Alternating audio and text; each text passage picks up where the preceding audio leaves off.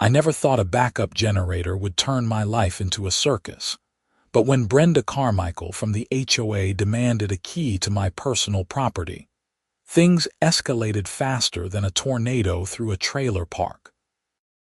It started on a Tuesday morning in Oakwood Springs, Arizona, where the summer heat could melt your brain cells if you stood outside too long. I had just finished installing a brand new Generac generator behind my house, a beautiful piece of machinery that cost me nearly $8,000. Living in Arizona means power outages during monsoon season, and after last year's 3-day blackout that ruined $500 worth of food in my freezer, I wasn't taking any chances. The generator sat on a concrete pad I poured myself, enclosed in a custom-built shed with proper ventilation and soundproofing.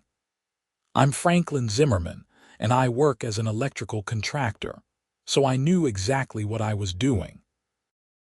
Everything was up to code, permitted through the county, and inspected by a licensed professional. The shed had a heavy-duty lock because the generator itself was a theft target, and I'd heard stories about people having their units stolen right out of their yards. I was admiring my handiwork, standing in my backyard with a cold beer, when I heard the gate latch click. I turned to see Brenda marching across my lawn like she owned the place. She was wearing her usual uniform, khaki capris, and a white polo shirt with the HOA logo embroidered on it. Her bleached blonde hair pulled back in a tight ponytail that seemed to stretch her face into a permanent expression of disapproval. "Franklin," she called out, not bothering with pleasantries, "we need to discuss your new structure." I took a sip of my beer and waited. Brenda had been the HOA president for 3 years, and in that time, she'd made life miserable for half the neighborhood. She'd fined old Mrs. Patterson for having the wrong shade of white on her mailbox. She'd threatened legal action against the Johnsons for parking their RV in their own driveway for more than 24 hours. She'd even tried to force the Hendersons to remove their vegetable garden because it wasn't aesthetically pleasing. "What about it?" I asked, keeping my voice neutral. "You didn't submit architectural review forms before construction," she said, pulling out a folder from under her arm.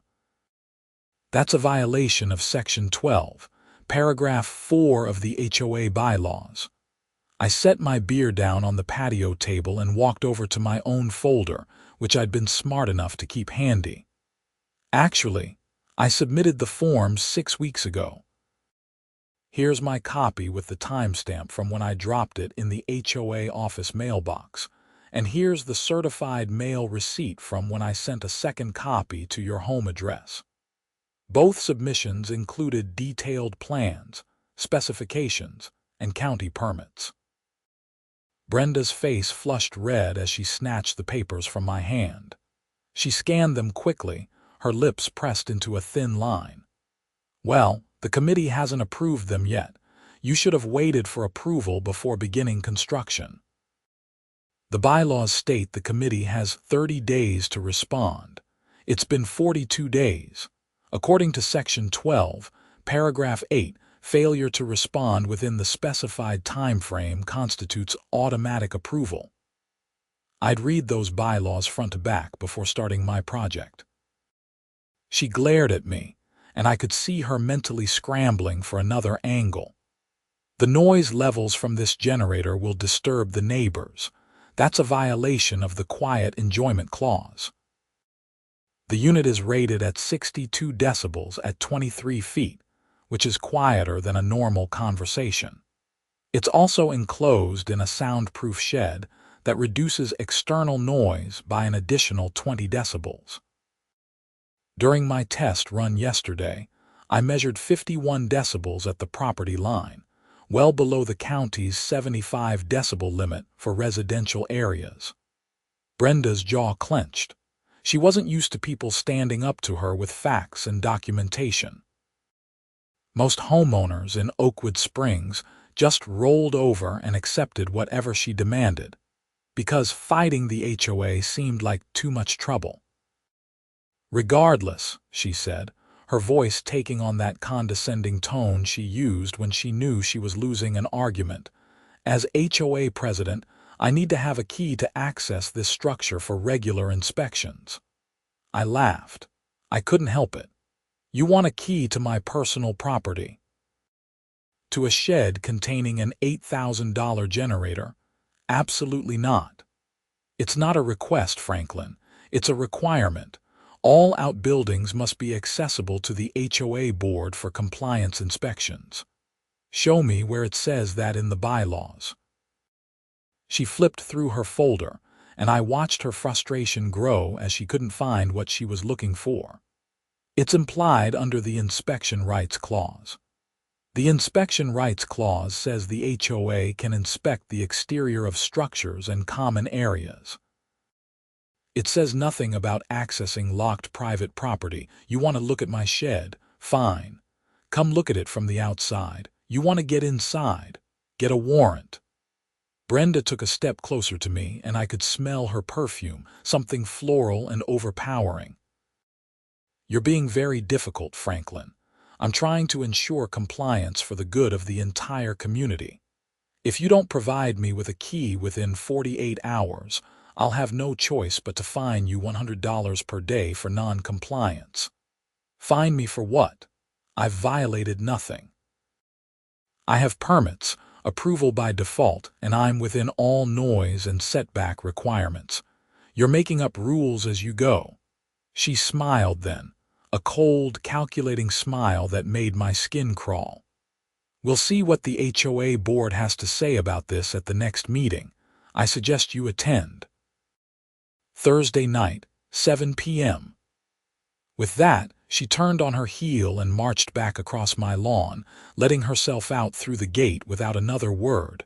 I picked up my beer and drained it, already knowing this wasn't over. Brenda was the type who couldn't stand losing, and she'd escalate this until one of us backed down. The problem was, I'm a stubborn man, and I don't respond well to bullies. The next day, I came home from a job site to find a citation notice zip-tied to my front door handle. According to the notice, I was being fined $200 for unauthorized construction of an outbuilding without proper HOA approval, and another $100 for failure to provide access keys to HOA representatives. The notice gave me 10 days to pay or face additional penalties and potential legal action. I called my attorney, Marcus Chen, who specialized in property law. Marcus and I had gone to high school together, and he'd helped me navigate the purchase of my home 5 years ago. "Frank, send me everything you have," he said after I explained the situation.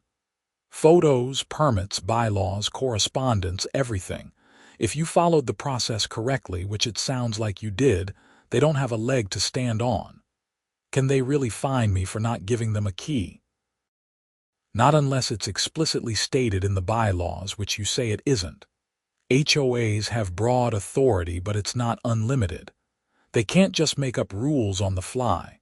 Send me the documents and I'll draft a response. Don't pay the fine." I spent that evening compiling everything into a digital folder and sending it to Marcus. Then, I sat down and read through the HOA bylaws again, this time looking for anything that could be interpreted as giving Brenda or the board authority to demand access to locked structures on private property. The bylaws were typical HOA nonsense, full of vague language about maintaining property values and aesthetic standards, but nowhere did it say anything about providing keys. The inspection clause Marcus had mentioned was clear. The HOA could inspect properties for compliance, but it specified visible violations and exterior inspections. There was nothing about accessing interiors of buildings or requiring keys. Thursday night arrived, and I walked over to the community center for the HOA board meeting. The Oakwood Springs Community Center was a beige stucco building with a tile roof that matched the architectural style enforced throughout the neighborhood. Inside, about 30 people sat in folding chairs facing a long table where Brenda and 4 other board members sat. I recognized 2 of the board members. Gerald Morrison was a retired dentist who seemed to go along with whatever Brenda wanted. Susan Fitzgerald was a middle-aged woman who ran a successful real estate business and actually seemed reasonable, though she rarely spoke up against Brenda. The other 2 were newer members I didn't know well. Brenda called the meeting to order and went through the usual business: financial reports, upcoming community events, landscaping proposals. I sat in the back and waited, knowing my issue would come up eventually. "Now," Brenda said, her voice taking on that self-righteous tone I'd grown to hate, "we need to discuss a serious compliance matter. Franklin Zimmerman has constructed an outbuilding without proper approval and has refused to cooperate with HOA inspection requirements." I stood up. "That's not accurate, and you know it."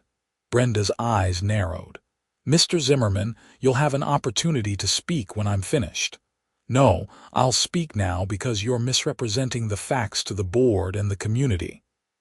I pulled out my folder and held it up. I submitted proper architectural review forms 6 weeks before beginning construction. I have proof of submission via both the office mailbox and certified mail. The bylaws require a response within 30 days. I received no response, which according to the bylaws constitutes automatic approval. I also obtained all necessary county permits and inspections. Everything was done by the book. Susan Fitzgerald leaned forward.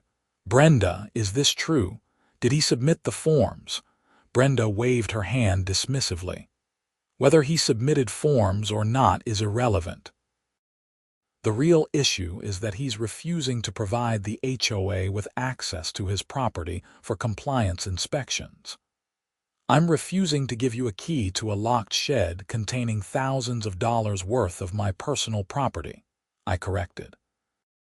"You're welcome to inspect the exterior of the structure anytime you want, but there's nothing in the bylaws that requires me to give you access to the interior of my private buildings." Gerald Morrison cleared his throat.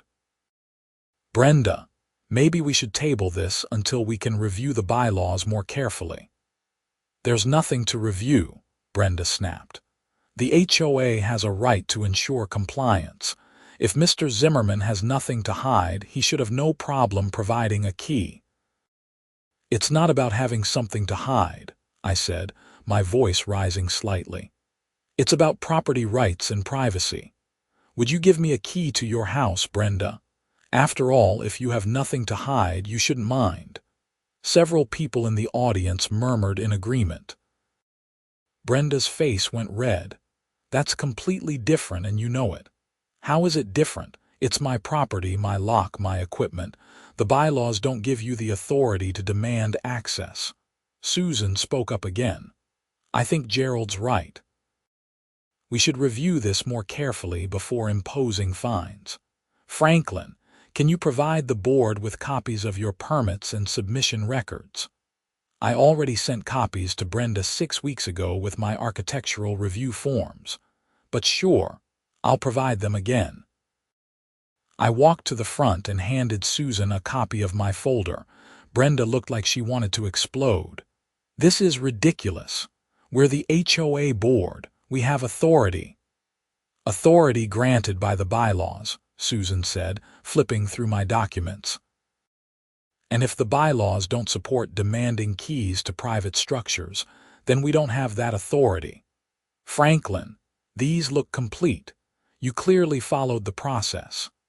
The meeting continued for another hour, with Brenda trying to rally support for her position and mostly failing.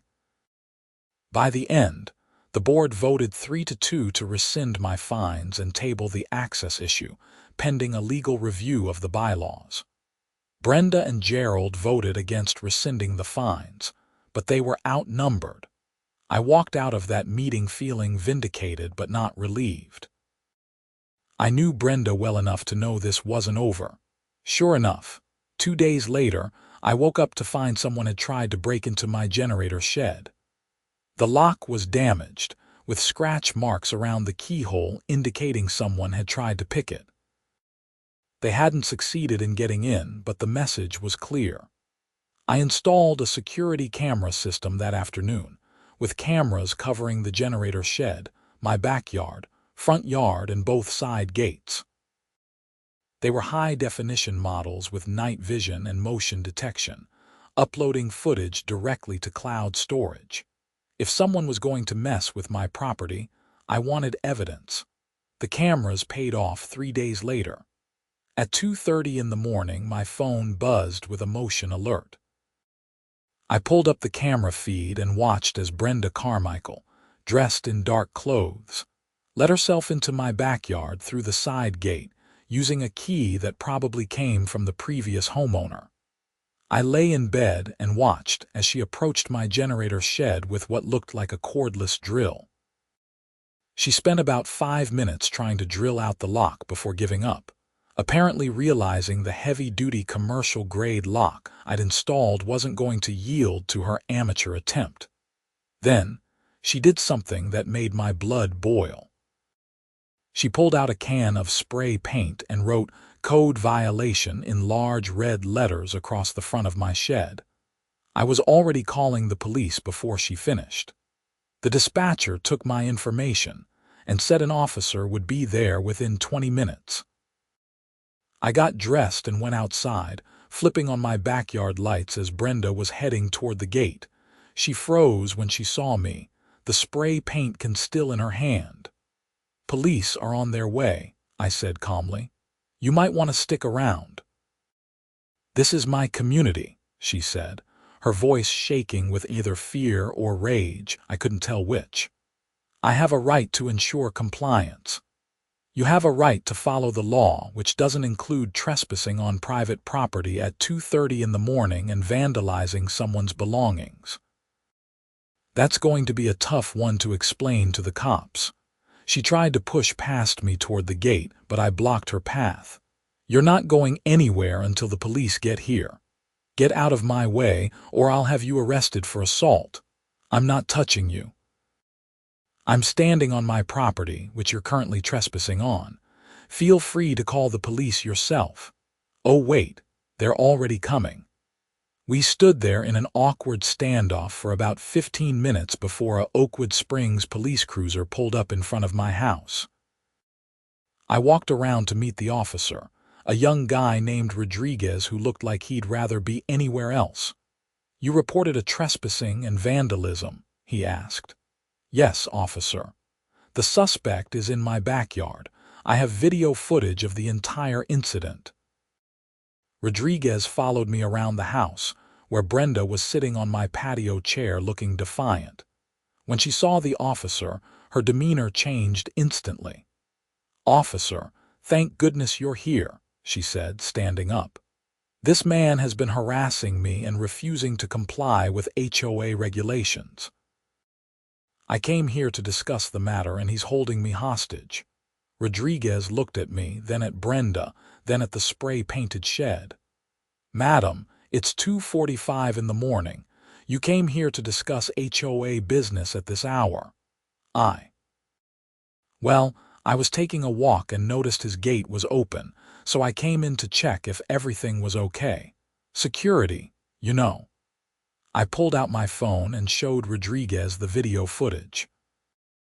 We watched together as Brenda let herself in through the locked gate, tried to drill out my lock, and spray-painted my shed. Rodriguez's expression hardened. "Madam, I need to see some identification."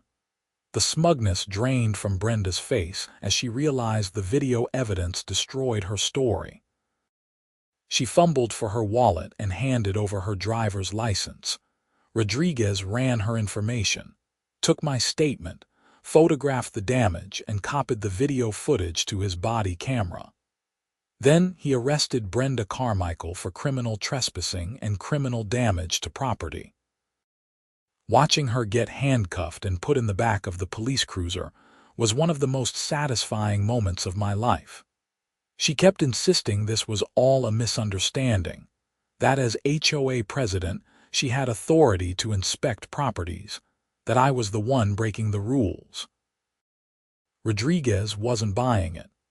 "Madam, being HOA president doesn't give you the right to trespass or vandalize property. You'll have a chance to explain your side to the judge."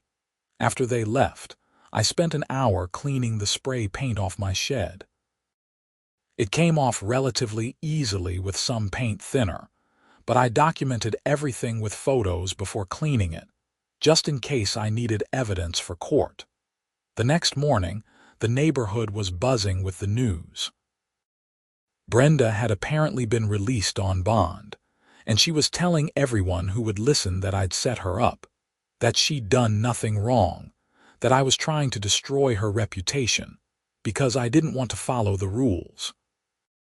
A few people believed her, mostly the ones who'd been on her good side and benefited from her selective enforcement of the rules.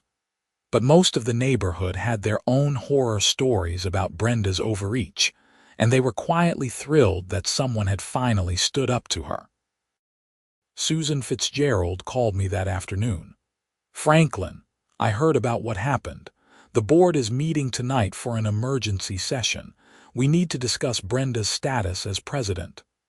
"I'm not trying to cause drama for the HOA," I said. "I just want to be left alone to live in my house in peace." "I understand, but this has gone too far. Can you come to the meeting and explain what happened?" I agreed, and that evening I found myself back at the community center, this time with a much larger crowd. Word had spread, and it seemed like half the neighborhood wanted to see what would happen. The board meeting was tense from the start. Brenda sat at the table looking defiant, insisting she'd done nothing wrong and that the charges against her would be dropped. Gerald Morrison sat next to her, nodding along with everything she said.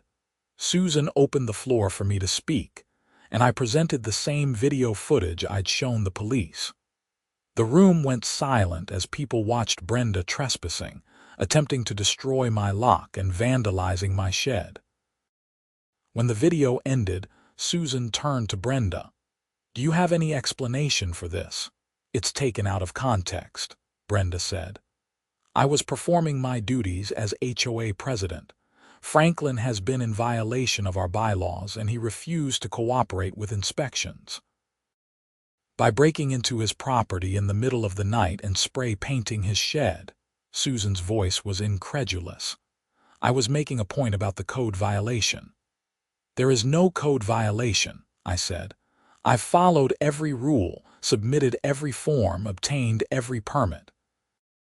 You just don't like that I won't let you bully me like you've bullied everyone else in this neighborhood." That opened the floodgates. Person after person stood up to share their own stories of Brenda's abuse of power. Mrs. Patterson talked about the $2,000 in fines she'd paid over her mailbox color, which turned out to be the exact white specified in the bylaws. The Johnsons described how Brenda had threatened to put a lien on their house over the RV parking issue. The Hendersons explained how they'd spent $3,000 removing their vegetable garden to avoid legal action. The stories went on for over an hour. By the end, even Gerald Morrison looked uncomfortable. Susan called for a vote to remove Brenda as HOA president. The vote was 4-1, with only Gerald voting to keep her. Brenda's face went through a series of colors as she realized she'd been ousted. "This is illegal," she shouted. "You can't remove me without cause." "We have plenty of cause," Susan said calmly. "Criminal charges pending, abuse of authority, harassment of homeowners, and a clear violation of your fiduciary duty to act in the best interest of the community. You're removed as president effective immediately. Please surrender any HOA documents, keys, or property in your possession." Brenda stood up so fast her chair fell backward. You'll regret this, all of you. I built this HOA into what it is today." "Exactly," someone called from the audience. "That's the problem." Brenda stormed out, and Susan was elected as the new president by unanimous vote of the remaining board members. The meeting wrapped up with Susan promising to review all recent fines and decisions to ensure they were legitimate and in accordance with the bylaws. I thought that would be the end of it. Brenda was out as president, facing criminal charges, and I could finally enjoy my generator in peace. But I underestimated her capacity for vindictiveness. A week later, I came home to find my front door unlocked. I knew I'd locked it that morning. I approached cautiously, pulling out my phone to call the police when I heard movement inside. I backed up to my truck and waited, watching through the windows. After a few minutes, Brenda emerged from my house carrying a cardboard box. She saw me and froze. "What the hell are you doing in my house?" I shouted. "I'm collecting evidence of HOA violations for the upcoming court case," she said, trying to sound official. "You broke into my house. That's burglary." The door was unlocked. No, it wasn't. I have a smart lock that logs every entry. It'll show that someone used the manual override to get in, which means you either picked the lock or had a key you weren't supposed to have. I called the police again, and this time Rodriguez showed up with a partner, an older officer named Delgado who looked like she'd seen everything and was tired of all of it. Brenda tried the same routine, insisting she had authority to inspect properties, but the video footage from my doorbell camera showed her clearly picking the lock to get inside. The box she was carrying contained my personal documents, including my property deed, tax records, and some family photos. "What were you planning to do with these?" Delgado asked. "I was reviewing them for code compliance." "Photos of his family, tax records. These have nothing to do with HOA compliance." Delgado's voice was flat with disbelief. "They arrested Brenda again, this time for burglary and theft. The charges were more serious than the trespassing and vandalism, and her bond was set significantly higher." That evening, Susan called me again. "Franklin, I am so sorry. The board had no idea she would escalate like this. We're drafting a formal letter of apology from the HOA, and we want to cover any costs you've incurred because of this situation." "I appreciate that, Susan. Honestly, I just want this to be over."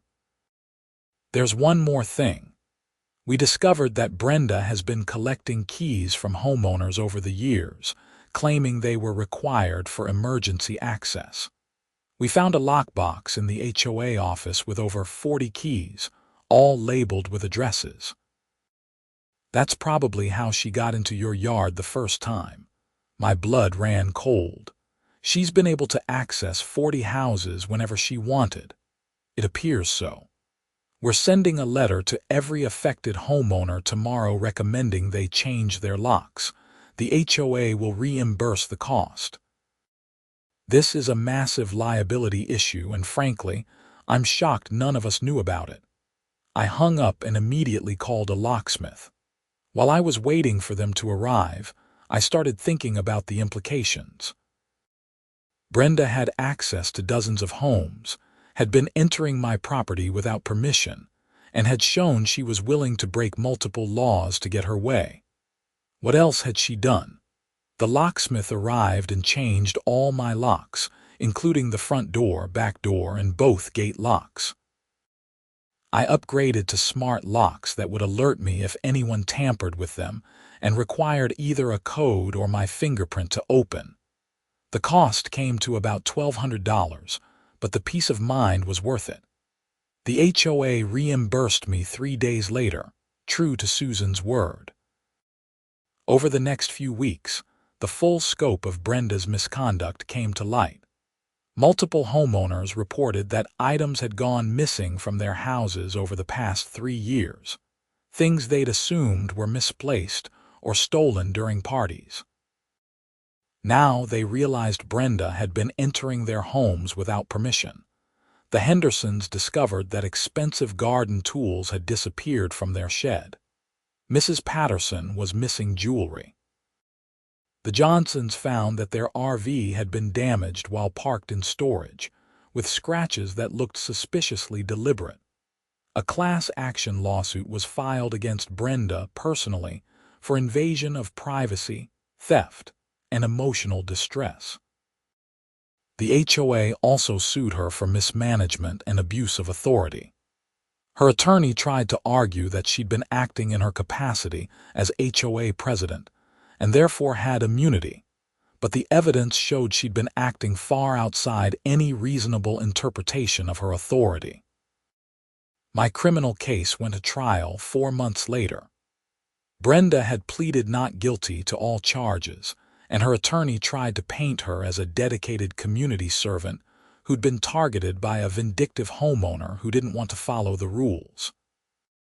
The prosecution presented my video footage, showing clearly that she'd trespassed, attempted to break into my shed, and vandalized my property.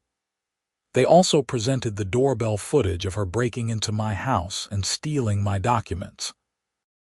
Her attorney argued that the HOA bylaws gave her broad authority to inspect properties and enforce compliance. The prosecutor countered by having me read the actual bylaw language, which clearly limited inspections to exterior violations and made no mention of entering homes without permission or spray painting private property. The jury deliberated for less than 3 hours.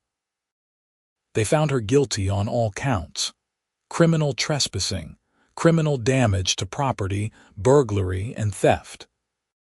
The judge sentenced her to 18 months in jail, with 12 months suspended pending good behavior, plus 3 years of probation, community service, and restitution for my damages and legal fees. Brenda's face crumpled when the verdict was read. She'd clearly expected to be acquitted or at most receive a slap on the wrist. Instead, she was going to jail. As she was led out of the courtroom, she turned and looked at me with such hatred that I actually felt a chill. "This is all your fault," she said. "All because you wouldn't give me a key." "No," I replied. "This is all your fault because you couldn't accept that you don't get to control everything and everyone around you." The civil cases took longer to resolve, but eventually, Brenda was ordered to pay out over $200,000 in damages to the various homeowners she'd wronged. She had to sell her house to cover the judgments, and she moved out of Oakwood Springs entirely. The HOA underwent major reforms under Susan's leadership. The bylaws were rewritten to clarify the limits of board authority, establish clear appeal processes for homeowners, and prevent the kind of overreach Brenda had engaged in. The architectural review process was streamlined and made more transparent. Fines were limited and had to be approved by a majority of the board, not just the president.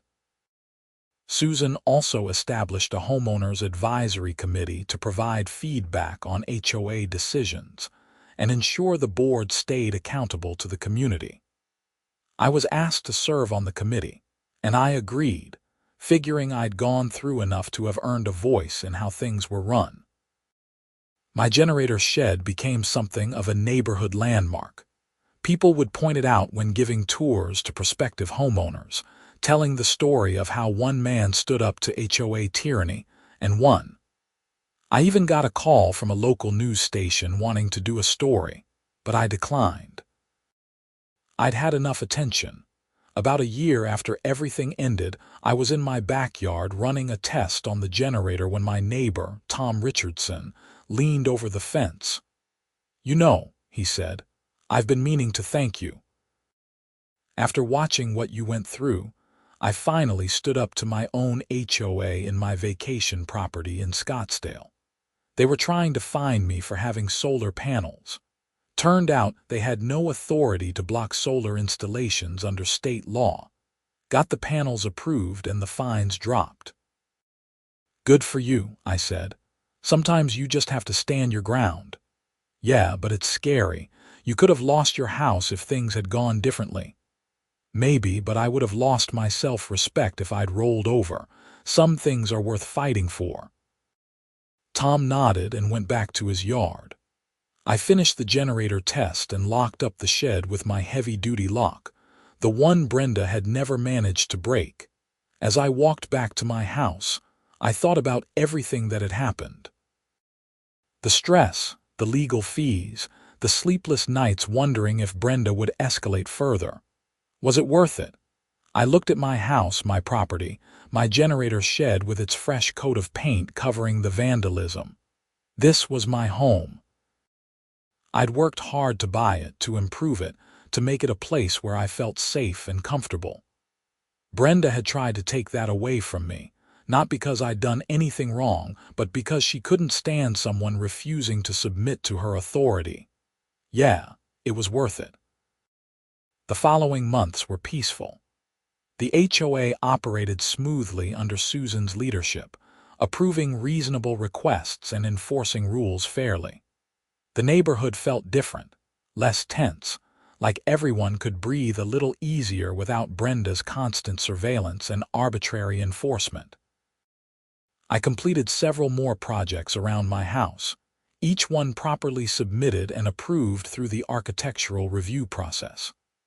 I added a pergola to my patio, upgraded my landscaping with native desert plants, and installed a new fence. Every project went through without incident, proving that reasonable people could make the HOA system work. But the incident with Brenda had lasting effects beyond just our neighborhood. The story spread through local news and social media, becoming a cautionary tale about HOA overreach. Several other Arizona HOAs revised their bylaws in response, trying to prevent similar situations. A state legislator even introduced a bill to reform HOA regulations, though it got bogged down in committee. I received emails and messages from people all over the country who'd had similar experiences with their HOAs. Some had fought back and won. Others had given up and moved away. A few were still in the middle of their battles, looking for advice and encouragement. I tried to respond to as many as I could, offering what I'd learned. Document everything. Know your bylaws better than the board does. Don't be afraid to get a lawyer involved early and stand your ground when you're right. One email stuck with me. It was from a woman in Florida named Patricia, whose HOA was demanding she remove her therapy dog because it exceeded their weight limit for pets. She was a veteran with PTSD, and the dog was essential to her daily functioning. The HOA didn't care. I connected her with Marcus, my attorney, who referred her to a colleague in Florida specializing in disability rights. Last I heard, she'd won her case, and the HOA was forced to pay her legal fees and revise their pet policies to comply with federal fair housing laws. These small victories mattered. They showed that HOAs weren't all-powerful, that homeowners had rights, and that standing up to bullies could actually work. 2 years after the incident, I was elected to the HOA board myself. I'd never wanted to be involved in HOA politics, but several neighbors convinced me that having someone with my experience and perspective would help keep the board accountable. My first board meeting was surreal. I sat at the same table where Brenda had sat, looking out at homeowners in folding chairs, and I understood the temptation to abuse the power. Up here, you made decisions that affected people's lives and property. You could approve or deny projects, impose fines, enforce rules.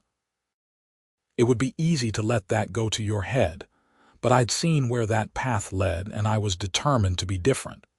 Every decision I made, I asked myself, is this reasonable? Is this fair? Am I enforcing rules consistently?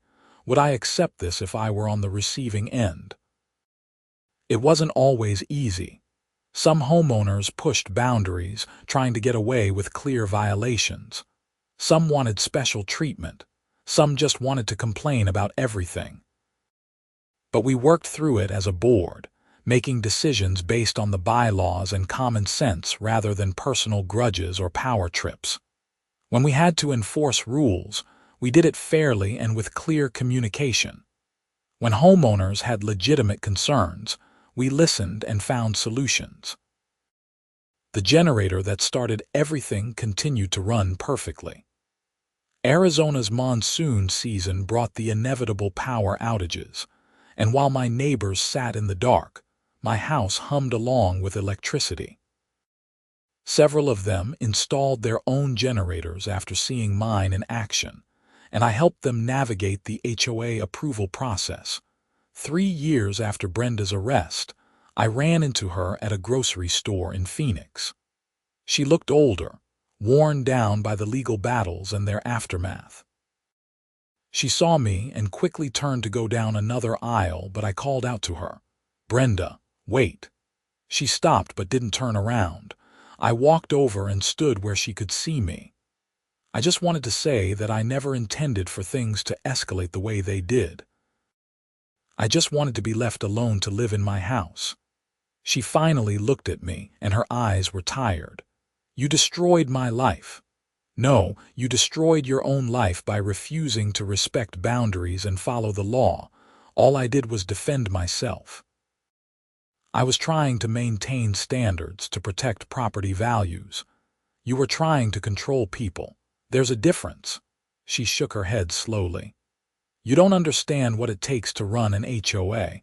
Someone has to enforce the rules or everything falls apart.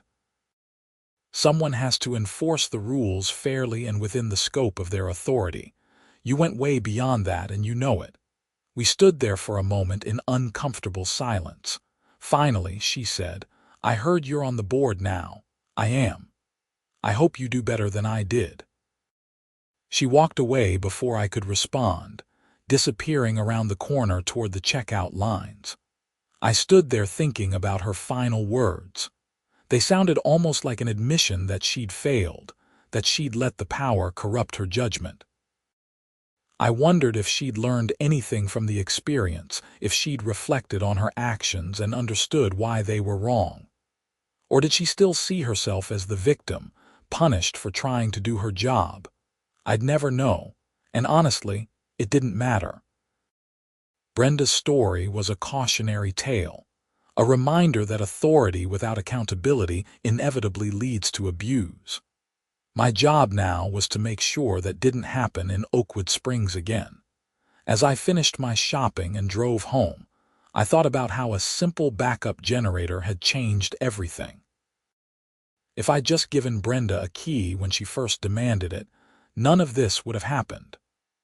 I'd have avoided the stress, the legal battles, the confrontations. But I also would have enabled her behavior, allowing her to continue abusing her authority and violating other people's rights. Someone had to draw a line, and it happened to be me. When I pulled into my driveway, I noticed Mrs. Patterson working in her garden. Her mailbox was now a cheerful yellow color that she'd chosen herself, approved by the HOA without any fuss. She waved at me, and I waved back. The Johnsons' RV was parked in their driveway, right where it had been for the past few weeks while they prepared for a trip. No citations, no threats, because the bylaws actually allowed RV parking for up to 72 hours, something Brenda had conveniently ignored. The Hendersons had rebuilt their vegetable garden, this time with a decorative fence around it that satisfied the aesthetic requirements while still giving them the fresh produce they wanted. The board had approved it unanimously. These were small things, but they represented a fundamental shift in how the HOA operated.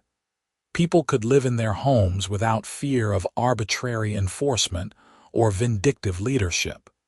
They could make reasonable improvements and enjoy their property while still maintaining community standards. That's what an HOA was supposed to do: serve the community, not rule over it. I grabbed my groceries and headed inside, pausing to check on my generator shed. The lock was secure, the cameras were functioning, and everything was exactly as it should be. I smiled, thinking about how this expensive piece of machinery had become a symbol of property rights and personal freedom. Inside my house, I unpacked the groceries and started making dinner. My phone buzzed with a text from Susan asking if I could review some proposed updates to the architectural guidelines before the next board meeting. I sent back a thumbs up and settled in to read through the documents. This was my life now, balancing my work as an electrical contractor with my duties as an HOA board member, helping neighbors navigate the approval process for their projects, and making sure the HOA served the community rather than controlling it. It wasn't what I'd expected when I bought my house in Oakwood Springs 5 years ago. I just wanted a quiet place to live, a home where I could relax after long days running electrical for commercial buildings. Instead, I'd ended up in a battle against HOA tyranny, had watched the president get arrested twice, testified in criminal court, and eventually joined the board myself to help prevent future abuses. Life rarely turns out the way you expect, but sometimes the unexpected path leads somewhere worthwhile. That weekend, the HOA hosted a community barbecue at the neighborhood park. It was Susan's idea, a way to bring people together and build the sense of community that had been damaged during Brenda's reign. I manned the grill, flipping burgers and hot dogs while neighbors mingled and kids ran around playing. The atmosphere was relaxed and friendly, nothing like the tense, fearful environment that had existed under Brenda's leadership. Tom Richardson came up with a beer in hand. "You see the new family that just moved in on Cottonwood Drive? Haven't met them yet. Young couple with 2 kids." I was talking to the husband, and he said one of the reasons they chose Oakwood Springs was because they heard the HOA was reasonable and fair. Said they'd lived in a neighborhood before where the HOA was a nightmare. Funny how that works. Be a decent HOA, and people actually want to live here. "Who would have thought?" Tom laughed and grabbed a burger. "Seriously though, you and Susan have done a great job turning this place around. We're just following the rules and treating people with respect. It's not complicated." Maybe not, but Brenda couldn't figure it out. As the afternoon wore on, I had similar conversations with other neighbors. People thanked me for standing up to Brenda, for serving on the board, for helping them with their projects. It was a little embarrassing, honestly. I hadn't set out to be some kind of HOA reform hero. I just wanted to install a generator, but I appreciated their gratitude, and I understood it came from a place of relief. They'd lived under an oppressive system for years, afraid to improve their homes or express their opinions. Now they felt safe in their own neighborhood. That evening, after the barbecue wrapped up and I'd helped clean up, I walked home through the warm Arizona twilight. The streetlights were coming on, casting a soft glow over the neat houses and landscaped yards. Everything looked peaceful and orderly, exactly what an HOA was supposed to maintain. But unlike before, that order came from cooperation and mutual respect, rather than fear and arbitrary enforcement. I thought about Brenda again, wondering where she was and what she was doing. Was she in a new neighborhood, terrorizing a different set of homeowners? Or had she learned her lesson and backed away from HOA involvement entirely? I hoped it was the latter, but I suspected it was probably neither. People like Brenda didn't usually change. They just found new venues for their need to control others. But that wasn't my problem anymore. My job was to make sure Oakwood Springs remained a place where people could live peacefully, where rules were enforced fairly, and where no one had to fear their own HOA board. As I reached my house, I did my usual check of the perimeter. Old habits from the Brenda days, making sure no one had tampered with my locks or cameras. Everything was secure. I went inside and collapsed on my couch, exhausted from the long day of grilling and socializing. My phone buzzed with another text from Susan, this one with a photo of her at the barbecue captioned, "Successful community event. Thanks for your help." I sent back a smiley face and set my phone aside. Through my window, I could see my generator shed, barely visible in the fading light. That shed and the generator inside it had cost me $8,000 initially, then another $1,200 for new locks, plus thousands in legal fees even though I'd won my cases. Was it worth approximately $15,000 to stand up for my principles? I thought about Mrs. Patterson's yellow mailbox, the Johnsons' RV, the Hendersons' vegetable garden. I thought about all the homeowners who'd been freed from Brenda's arbitrary enforcement. I thought about the messages I'd received from people around the country who'd been inspired to stand up to their own HOA bullies. Yeah, it was worth it. My generator would protect me from power outages for the next 20 years or more.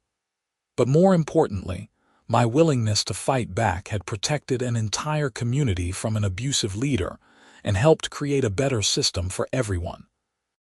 Sometimes the cost of freedom is high, but the alternative is higher. I got up and made myself dinner, then spent the evening watching TV and relaxing. Tomorrow I'd be back at work, running electrical for a new office building in Temp. Life would continue in its normal rhythm, the drama with Brenda fading into memory. But I'd never forget the lesson I'd learned through all of this. When someone tries to bully you, when someone abuses their authority, when someone demands things they have no right to demand, you have a choice. You can submit and enable their behavior, or you can stand your ground and fight back. I chose to fight, and it made all the difference. The generator hummed to life every week during my test runs, a reminder of what started everything. And every time I heard that sound, I smiled, remembering the look on Brenda's face when she realized I wasn't going to back down, that all her threats and demands were powerless against someone who knew their rights and refused to be intimidated. She demanded my generator key. Instead, she got arrested, removed from the HOA board, convicted of multiple crimes and bankrupted by civil lawsuits. All because she couldn't accept that she didn't have the right to control every aspect of her neighbors' lives. The moral of the story: HOAs need oversight and accountability. Board members need to understand that their authority is limited and comes with responsibilities. And homeowners need to know their rights and be willing to defend them. As for me, I'll keep serving on the board, helping to maintain the positive changes we've made, and making sure no one ever has to go through what I went through. And I'll keep testing my generator every week, enjoying the reliable hum of an $8,000 investment that turned into a symbol of resistance against tyranny. Brenda demanded my generator key. Instead, I changed all the locks and changed the entire culture of the Oakwood Springs HOA. Not a bad trade-off. 4 years after everything began, I received a letter from the Arizona HOA Reform Coalition, a nonprofit that had formed in response to the wave of HOA abuse stories that had come to light. They wanted to recognize me at their annual conference for standing up against HOA overreach and inspiring reform throughout the state. I declined the award, but agreed to speak at the conference about my experience. Maybe sharing the story in detail would help other people who found themselves in similar situations. The conference was held in Tucson, and about 300 people attended. HOA board members, homeowners, attorneys, and even some state legislators filled the hotel conference room. When it was my turn to speak, I told them everything. Brenda's initial demand for the key, my refusal, her escalating harassment, the vandalism, the break-in, the arrests, the trials, and the aftermath. I explained what I'd learned about HOA bylaws, property rights, and the importance of documentation. I talked about the reforms we'd implemented in Oakwood Springs and how they'd improved life for everyone in the community. But mostly, I emphasized one point: HOAs are not governments. They have limited authority granted by voluntary agreements, and that authority must be exercised responsibly and within defined boundaries. When board members forget that and start acting like dictators, homeowners have not only the right but the responsibility to push back. The audience asked thoughtful questions about tactics, legal strategies, and how to build community support. I answered as best I could, but I also emphasized that every situation is different and they should consult with attorneys familiar with their local laws. After my talk, dozens of people came up to share their own stories. Some were still fighting their battles. Others had won but bore the scars of prolonged legal conflicts. A few were board members trying to reform their own HOAs from within. One woman, probably in her 60s, thanked me with tears in her eyes. My HOA tried to force me to remove my solar panels. They said they were ugly and violated the aesthetic standards. I was going to give up, but after reading about your case, I decided to fight. Turns out state law protects solar panel installation. I won, and now 3 other families in my neighborhood have installed panels too. Stories like that made the whole ordeal worthwhile. Every person who stood up to HOA abuse, every community that reformed its governance, every family that could live peacefully in their home without fear represented progress. On the drive back to Oakwood Springs, I thought about how far things had come. From one man refusing to hand over a key to a statewide movement for HOA reform. It was bigger than me now, bigger than Brenda, bigger than any single neighborhood. It was about the fundamental question of how we want to live together in communities. Do we want authoritarian systems where a few people wield unchecked power over their neighbors? Or do we want democratic, accountable systems where rules are fair, enforcement is consistent, and everyone has a voice?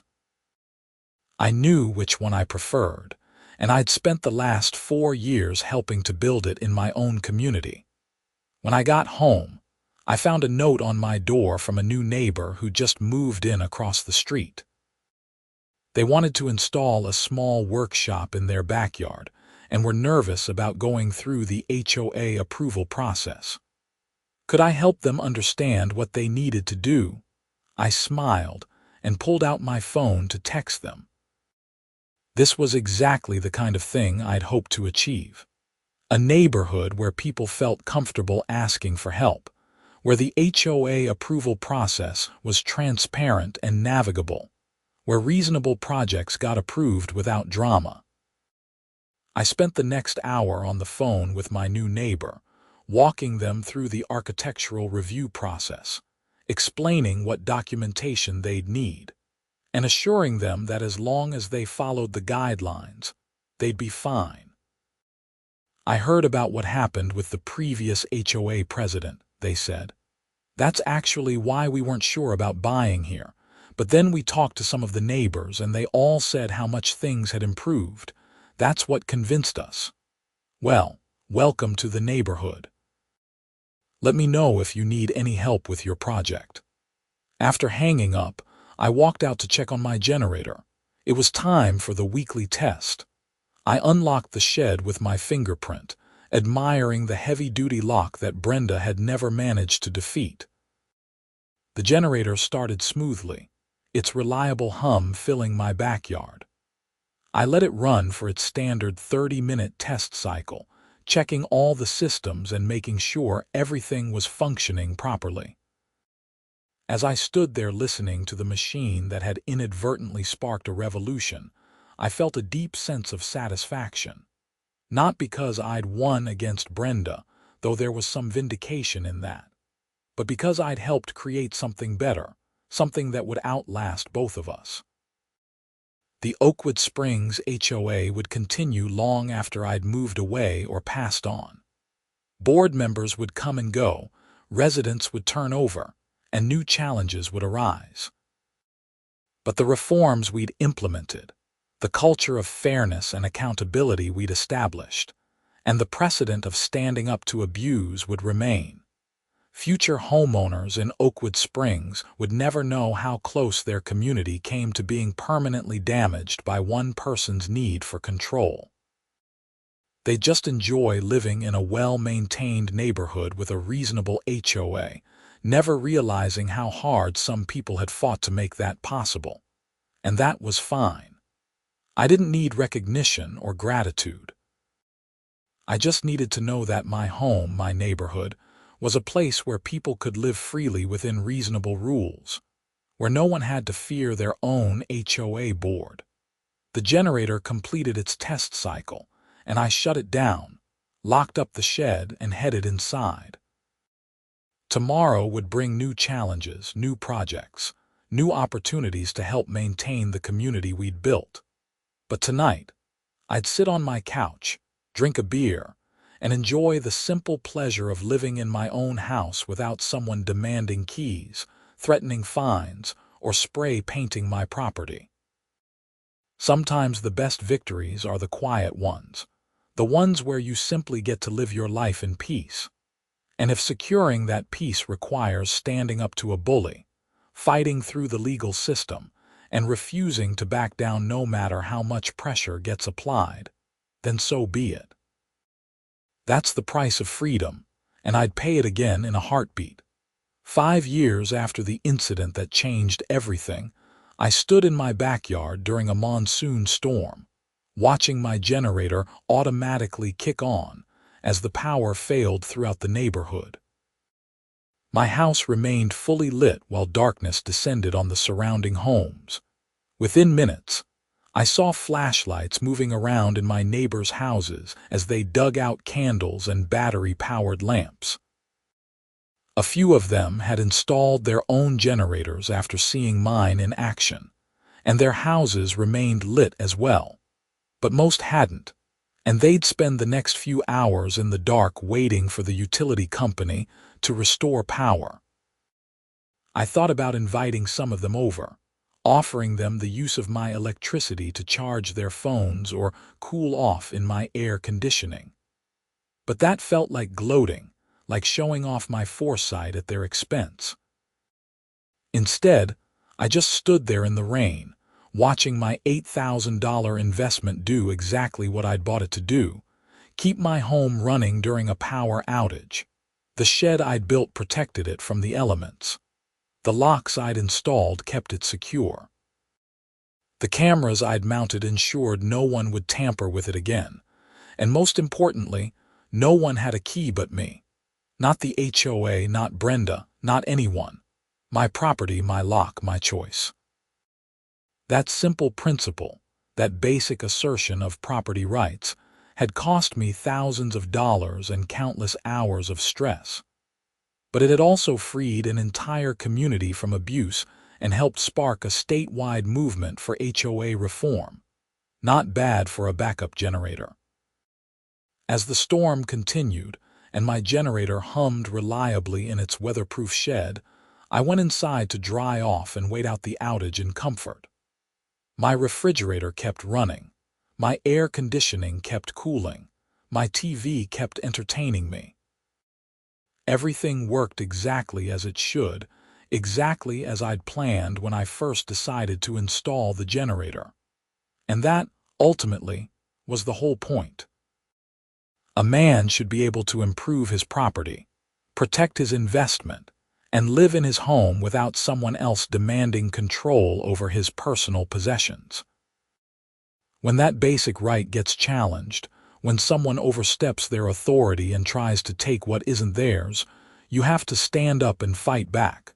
I did, and I won. Not just for myself, but for everyone who came after me. The generator continued its steady hum through the storm, a sound I'd grown to love over the years. It represented security, independence, and the victory of property rights over authoritarian overreach. Brenda had demanded my generator key. Instead, she got a lesson in the limits of HOA authority, delivered through the criminal justice system. I'd call that a fair trade.